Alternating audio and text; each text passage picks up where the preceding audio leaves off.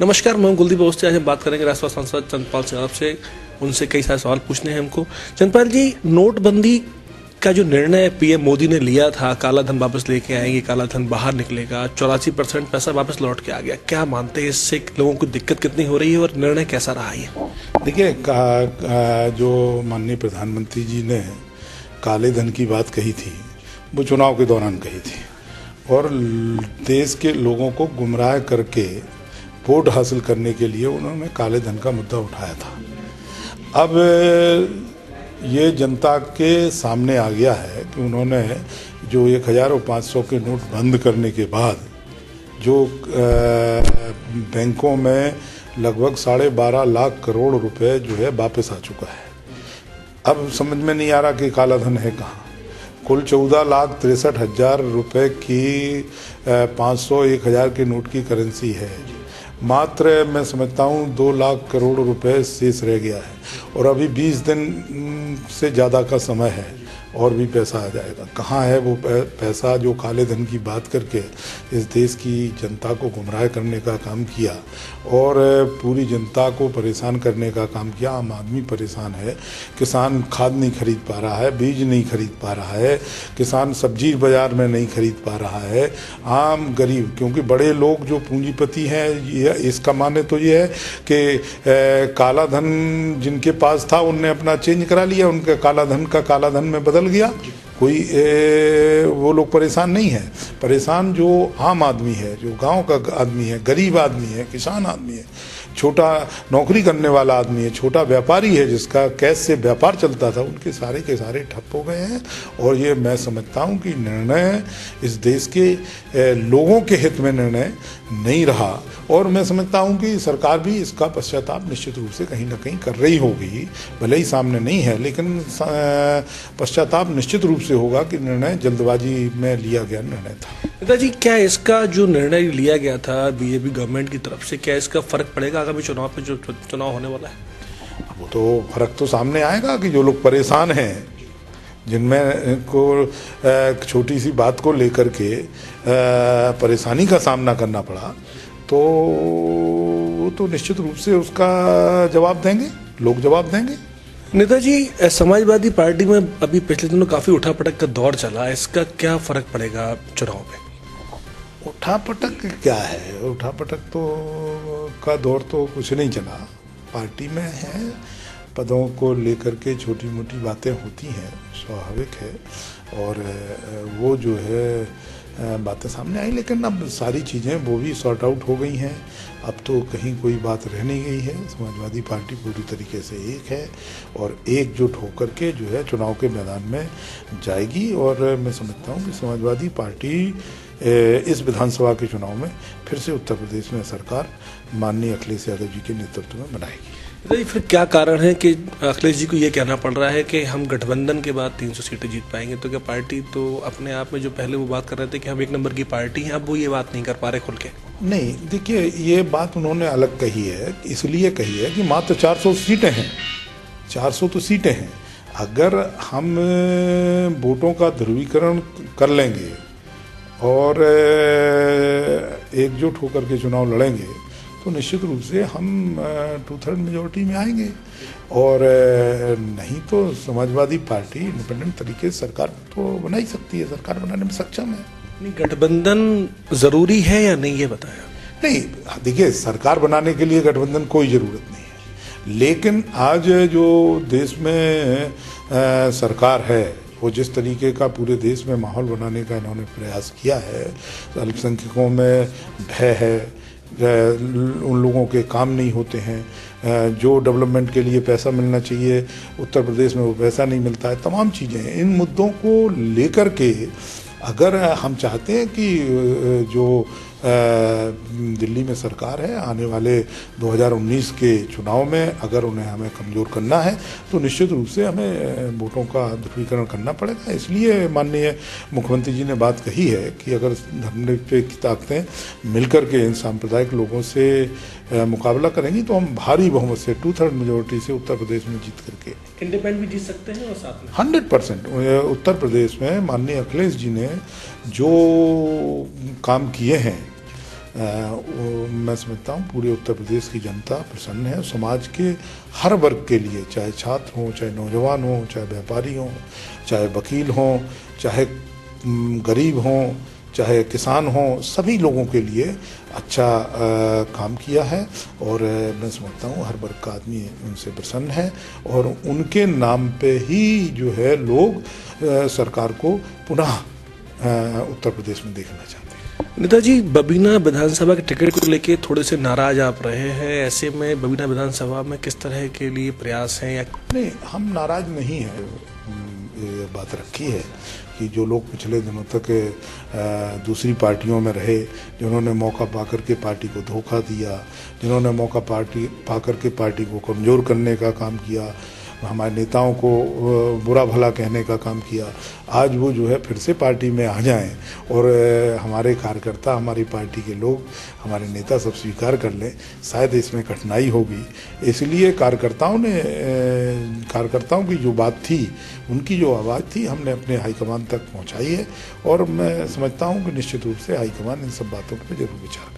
आप सहयोग करेंगे वर्तमान कैंडिडेट का या नहीं? क्योंकि बहुत ज़्यादा विरोध की स्थिति देखने को मिल रही है। समाजवादी पार्टी इतने से लोग काम कर रहे थे, ऐसे में टिकट बदल दिया गया लास्ट मोमेंट।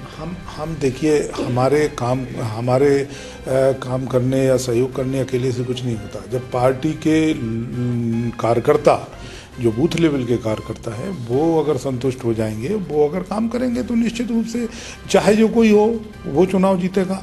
अब अभी पार्टी निर्णय करेगी, उसके बाद कार्यकर्ताओं को आकर कन्विंस कर लेंगे लोग, तो निश्चित रूप से।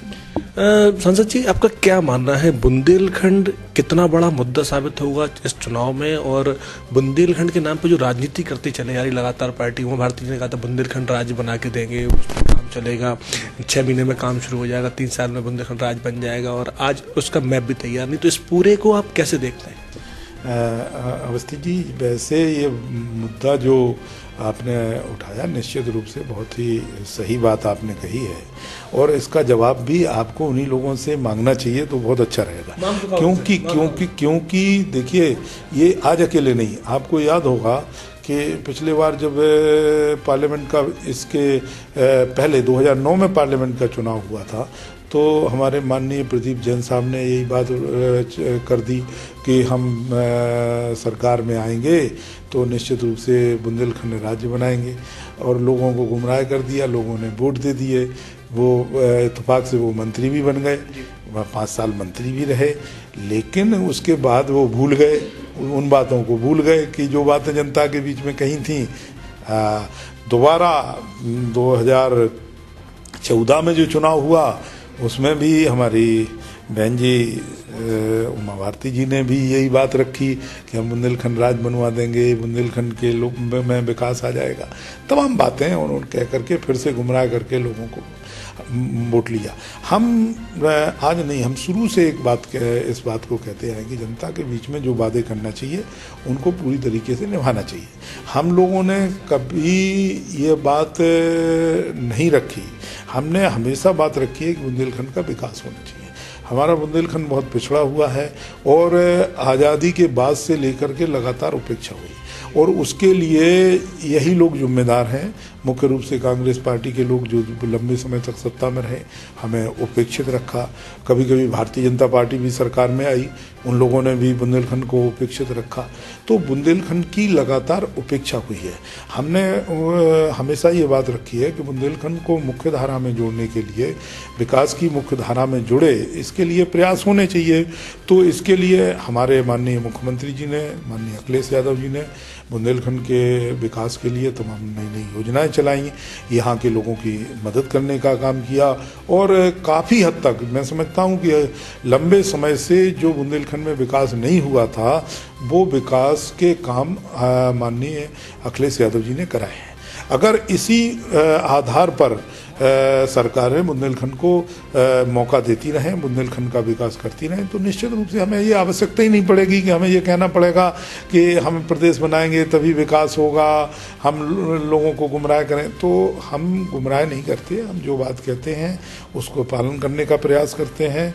लेकिन इन लोगों ने बुंदेलखंड की भोली भाली गरीब जनता को बुंदेलखंड राज्य बनाने के नाम पर गुमराह करने का काम किया और यहाँ के लोगों की भावनाओं से खिलवाड़ करने का काम किया और चुनाव जीतने के बाद इन्होंने उनकी तरफ कभी लौट करके नहीं देखा। जो भी विकास का काम हुआ है माननीय अखिलेश यादव जी की सरकार में हुआ है और हम आगे भी करते रहेंगे। नेताजी, बुंदेलखंड राज्य अलग बने, इस पे आपकी पार्टी के स्टैंड है क्या? आप क्या कहना चाहते हैं? नहीं, देखिए हम लोग बने या ना बने ये हम लोग देखिए हम लोगों ने हमेशा बुंदेलखंड के विकास की बात की है। हम गरीब का विकास चाहते हैं, हम पिछड़े हुए क्षेत्रों का विकास चाहते हैं।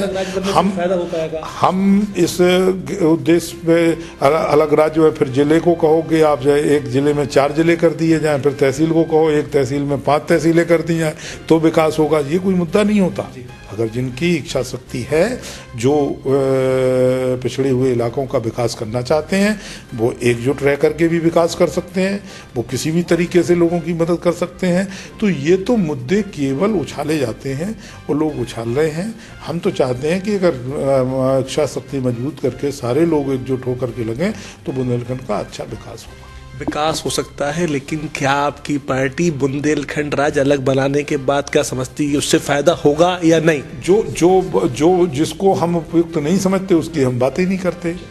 आप नेताजी बता दीजिए जरा सी बात छोटी सी और, कि मुख्यमंत्री के रूप में अखिलेश यादव के अलावा और क्या ऑप्शन है पार्टी के पास? इसके माननीय अखिलेश यादव जी जो है पिछले 5 साल से उत्तर प्रदेश के सफल मुख्यमंत्री हैं।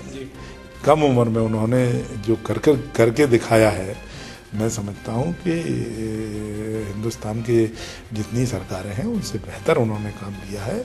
इसके बाद कुछ सोचने का सवाल ही नहीं उठना चाहिए कि क्या है। हम लोग तो यही सोचते हैं कि माननीय अखिलेश यादव जी के नेतृत्व में फिर से उत्तर प्रदेश में सरकार बने। तो फिर आपकी पार्टी उच्च स्तर पर क्यों निर्णय नहीं ले पा रही? अब तक क्यों कहना पड़ रहा है कि सीएम कैंडिडेट बाद में घोषित करेंगे?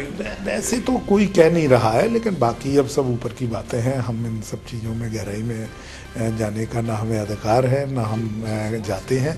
लेकिन सबके मन में एक ही बात है, कोई भी हो, सब लोगों ने बात रखी, सबके मन में एक ही बात है कि अखिलेश यादव।